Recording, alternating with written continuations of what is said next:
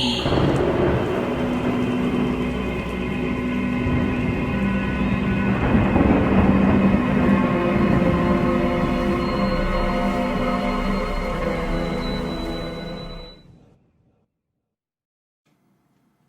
Wake up.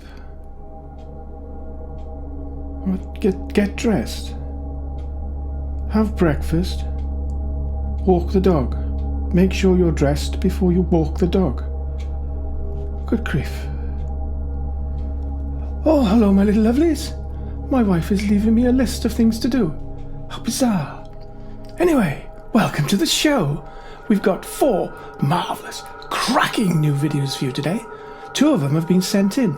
The first one, hang on, let me check down here what she says. The first one has been sent in by a lady called Lisa Shelton, and it's all about an entity. Marvellous one. What else does it say here? Oh, the next one's been sent in by someone called Pegs. And it's all about footsteps and breathing. Moving on, we've got a video about a shop in Ireland. And the 4th and final one, some people... Come here, shh. Come closer, we're all friends here. Some people are calling a miracle. Wow. Right. Are we ready to rock and roll? Then let's crack on, shall we? Following has been sent in by Lisa Shelton. Lisa says, I've had an entity over me saying something wicked. I remember the horrible, dreadful feeling. I instantly grabbed my cross hanging above my head on the wall and pleaded the blood of Christ over myself, my home and family. And it was instantly gone, and that horrible dread disappeared too. Nothing like that has happened since. But a friend of mine said she was laying in bed. This was years ago when she returned to the Lord, and she saw angels and demons fighting above her. She says we're unfortunately not equipped to deal with the paranormal because we're physical beings with no paranormal powers like the spirits do. They're not in physical form, so they can travel through physical matter and through different dimensions. I always tell people if they feel there's an entity near them, then plead the blood of Jesus over themselves and their families and their homes. She also says burning sage helps too. She concludes with, God bless.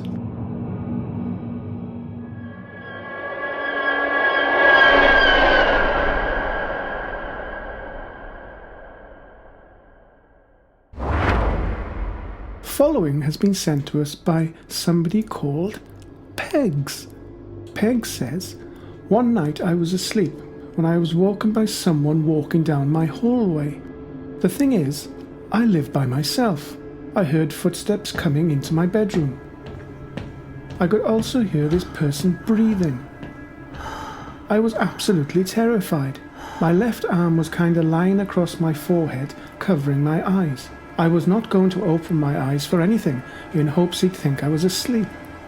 I felt the bed dip in when it sat on my bed. I thought I was going to have a heart attack, and I fainted. The next thing I know, it was time to get up and get ready for work. There was no sign that anyone had been in my apartment. The deadbolt was still latched and the windows locked and closed. I do believe that was the most fear I'd ever felt.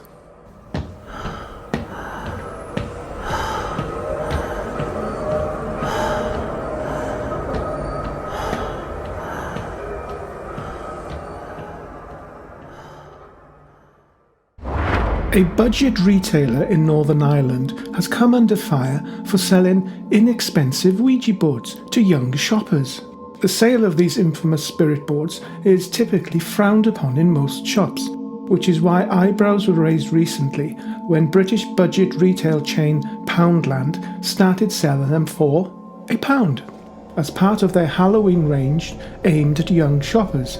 But so great was the outcry over the availability of these budget boards that the store quickly moved to protect its reputation by removing them from sale. The move has since been praised by critics. Cheap Ouija board, anyone?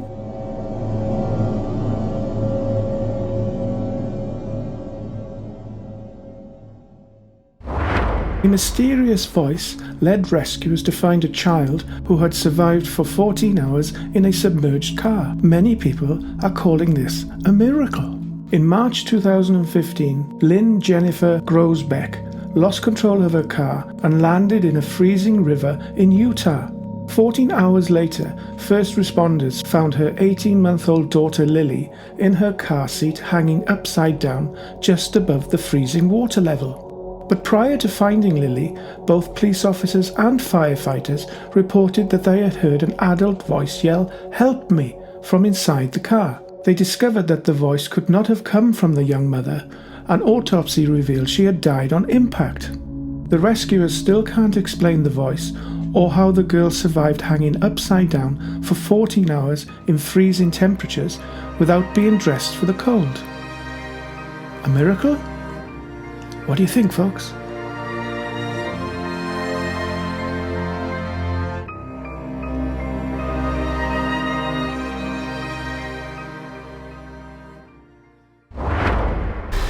Welcome back, my little lovelies. I hope you enjoyed them.